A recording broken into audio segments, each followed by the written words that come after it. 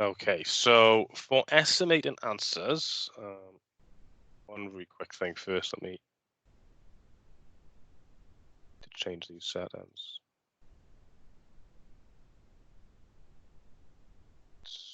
Still doesn't work properly.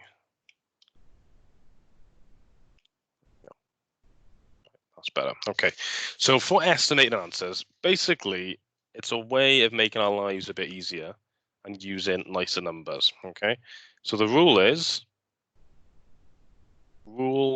when estimating,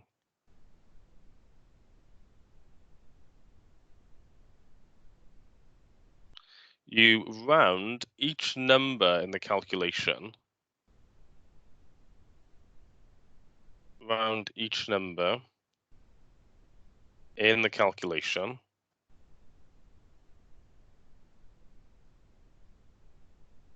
to one significant figure and then work out or calculate. So it's fairly straightforward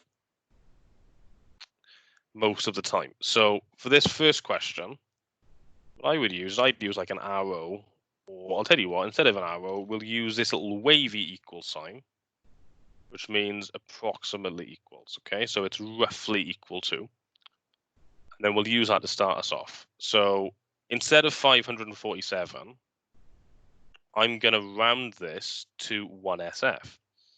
So all that means is you underline the first significant figure. So that means the first digit in the number, which is not 0.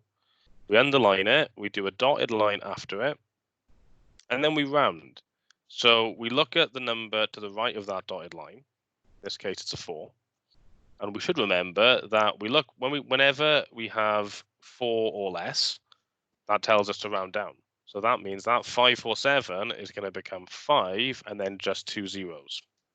Because rounding down means you leave the number to the left of the dotted line alone and everything after it becomes a 0.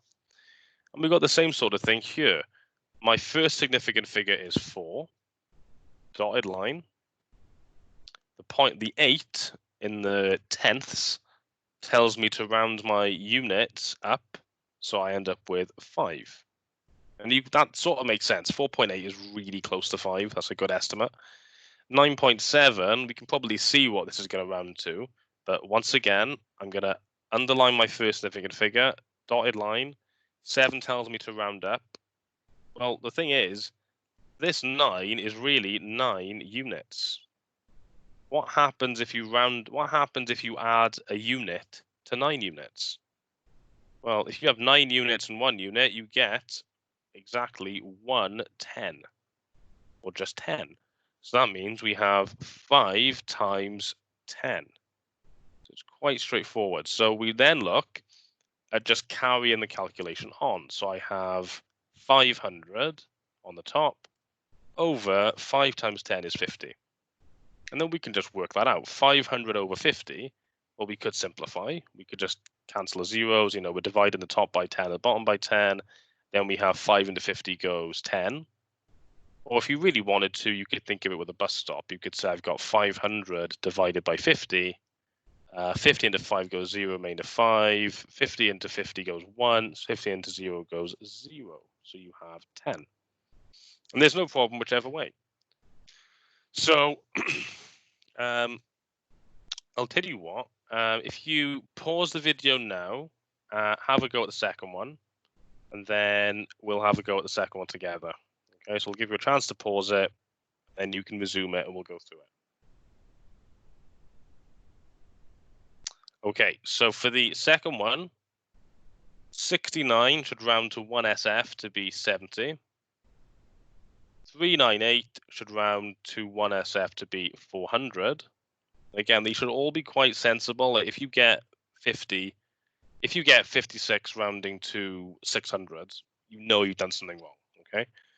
207, again, first significant figure is 2, dotted line, look at the nearest neighbor to the right, that's 0, we round to 200.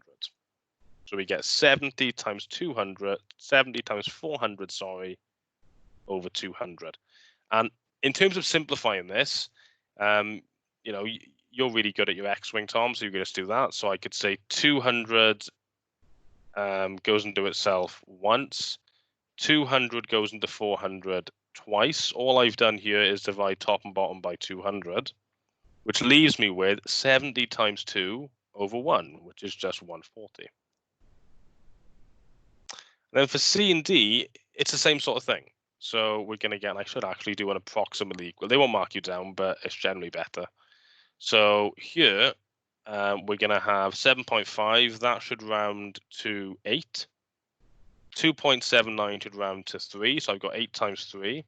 And on the bottom, you've got a plus. It doesn't matter. You still round everything to 1SF. So we have 2.71. That rounds us to 3. And then we're adding. Doesn't matter that we're adding. 3.19, that will also round to 3. So we end up with 24 on the top over 3 plus 3, which is just 6.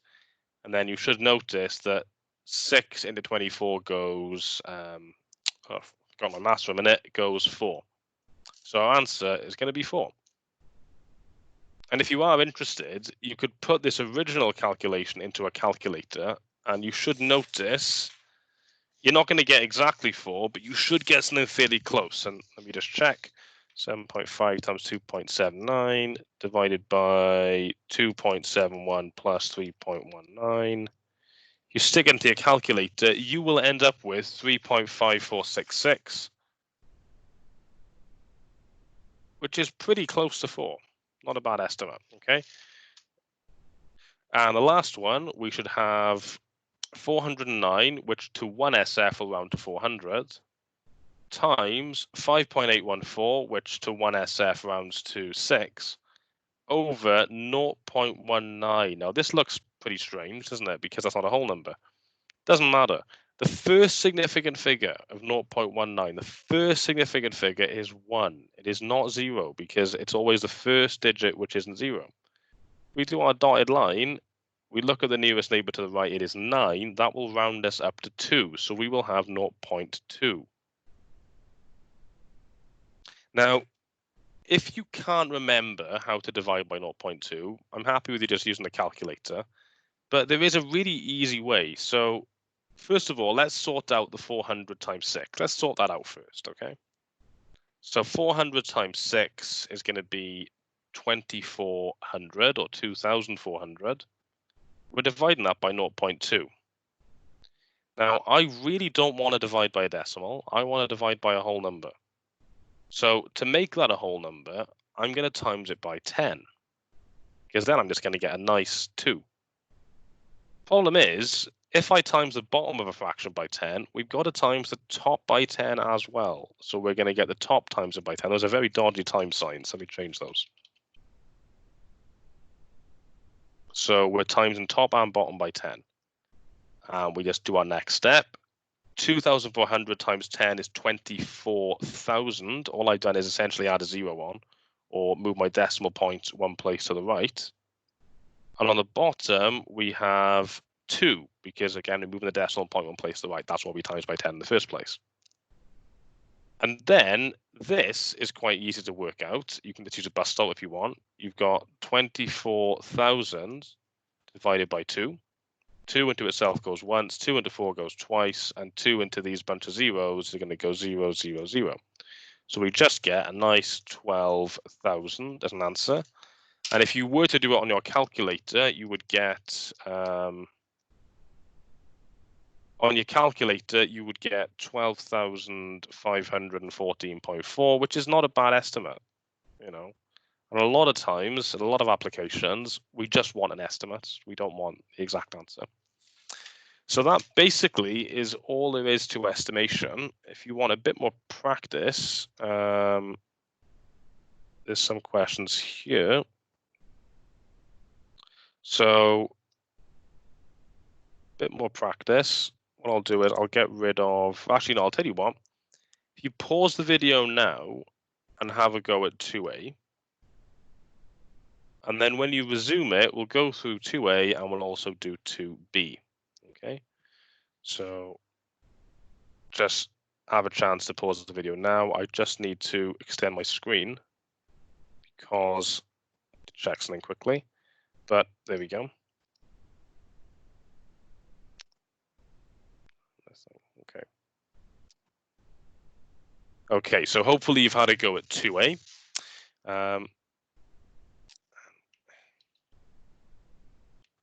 So for 2A, we should have, again, approximately equal to 20 times 30 over 8 times 5. And you should see where I've got those numbers from by now.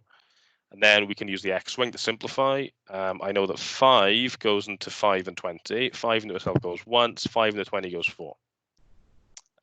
2 goes into 8 and 30. 2 goes into 8 4 times. 2 goes into 30 15 times.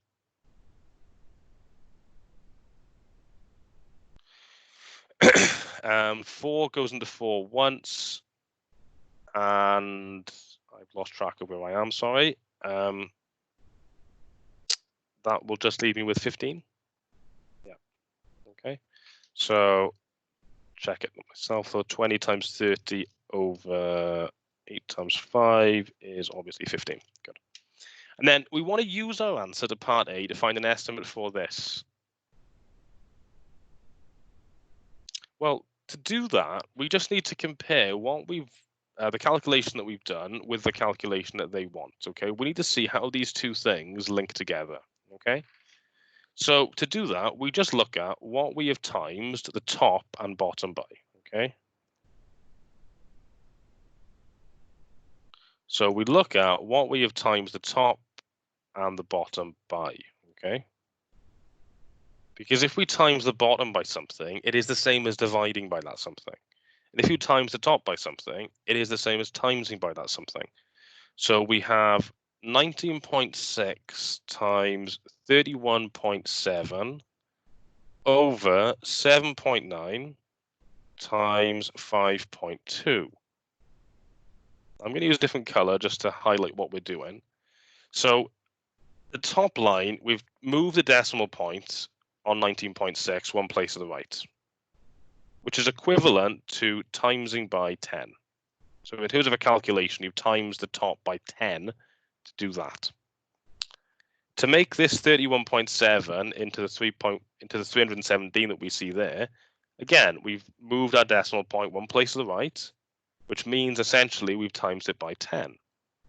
On the bottom is the same thing. You've times by 10 to get the 7.9 to 79, and you have times the 5.2 by 10 to make it into 52. So on the top, I'll do this in green, on the top, you have times by 100, but you've also times the bottom by 100. So that means they cancel out. So essentially the answers have got to be the same, because if you times by 100 on the top and by 100 on the bottom, well, we know that keeps the fraction the same. It actually does nothing. It makes it 100 times bigger and then 100 times smaller, so it leaves it the same. So that means that this answer must be the same as whatever we had up here. And if the first approximation was 15, the second approximation will be 15. Okay, so last question. So there's up here. So I'll tell you what we'll do. Last time now, if you can pause the video and then resume it, we will go through these questions. Okay, so I hope you've had a chance to have a look at these. So the first one, let me get a different color now. First one, you should have 6 times 10 over 4 times 3, which is going to be, so 6 and 3, 3 into itself goes once, 3 into 6 goes twice, 2 into 4 goes twice, 2 into 10 goes 5. So we should end up with 2 over 2 cancels, 1 and 1, 5 over 1, you just get 5. 5 is our estimate. So let's have a look at what, let's make 30, yeah, that is definitely 5. Now for B, we want to use our answer to part A to find an estimate for this. So it's the same principle. What have I done to this calculation, the one with the star, to get to the calculation with the 2 stars? What have I done to it? So let's write it down again. So I've got 6.13 times 9.68 over 3. I'm just writing down my original calculation first. 2.56, okay? And what I've done is essentially to go from 6.13 to 613, I've had to times by 100 because I've had to move this decimal point 2 places to the right. Now, 968, again, I've times the top by 100, specifically the 9.68, times that by 100. On the bottom, we've had to times by 100 and also 100, okay?